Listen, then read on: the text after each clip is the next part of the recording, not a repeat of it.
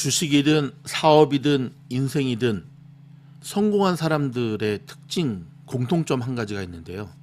숱한 위기를 헤쳐 나왔다는 겁니다. 위기관리 능력이 뛰어나다는 겁니다. 주식 투자, 특별히 성공하는 주식 투자가 되기 위해서는, 투자자가 되기 위해서 반드시 필요한 요소 중에 하나는 위기관리 능력입니다.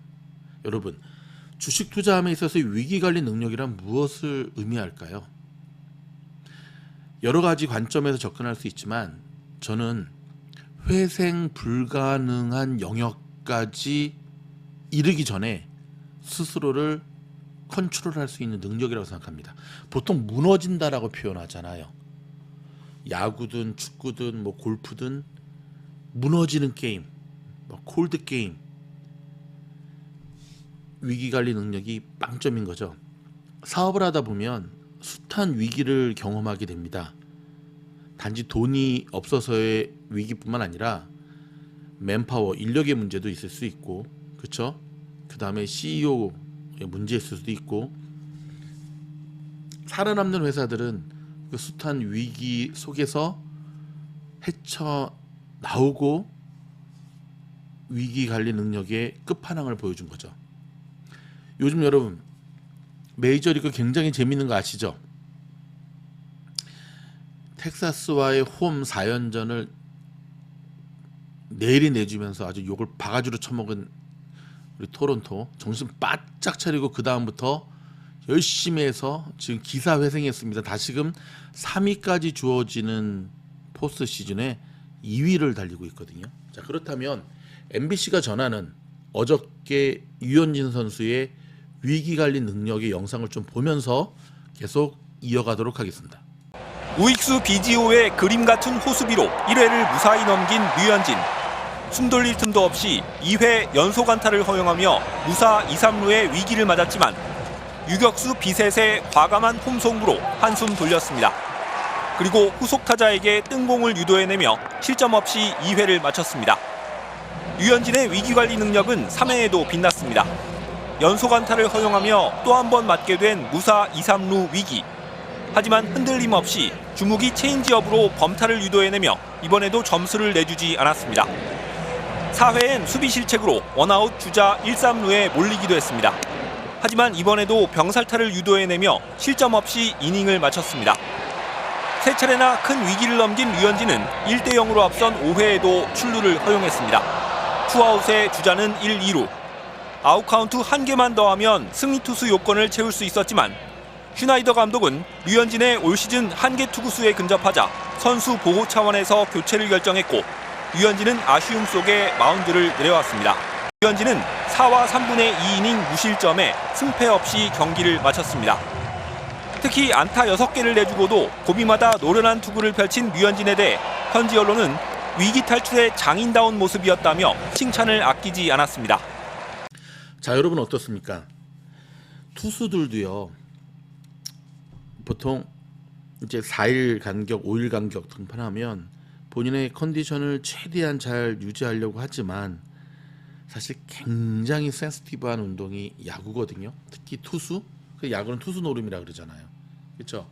유난히 공이 가운데로 쏠리는 때가 있고 유난히 변화구의 각이 예리한 때가 있고 그런데 이번에 유현진 선수 같은 경우는 상당히 안 좋았어요.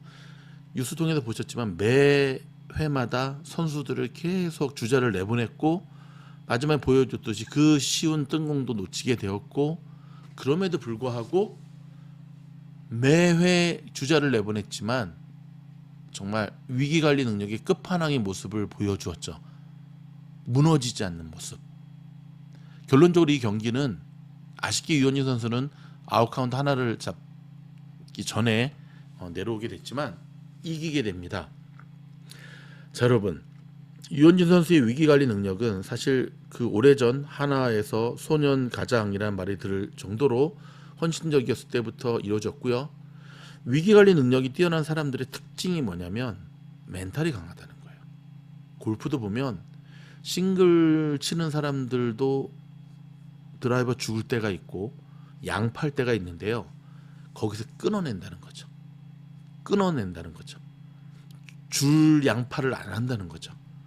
유현진 선수도 주자를 끊임없이 내보내고 또 맞기도 하고 홈런 맞기도 하지만 무너지지 않는 모습을 보여주는 거죠. 자, 그렇다면 주식 투자자에게 있어서 이것은 굉장히 중요한 겁니다, 여러분. 위기 관리 능력이 없는 사람, 없는 투자자들의 공통점이 뭐냐면 마지막에 정신줄을 놓게 되죠.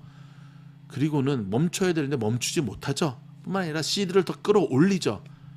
주식 매매가 아니라 도박꾼이 되는 거죠. 같은 실수를 계속 반복하죠. 그것 때문에 자기가 무너지는데도 불구하고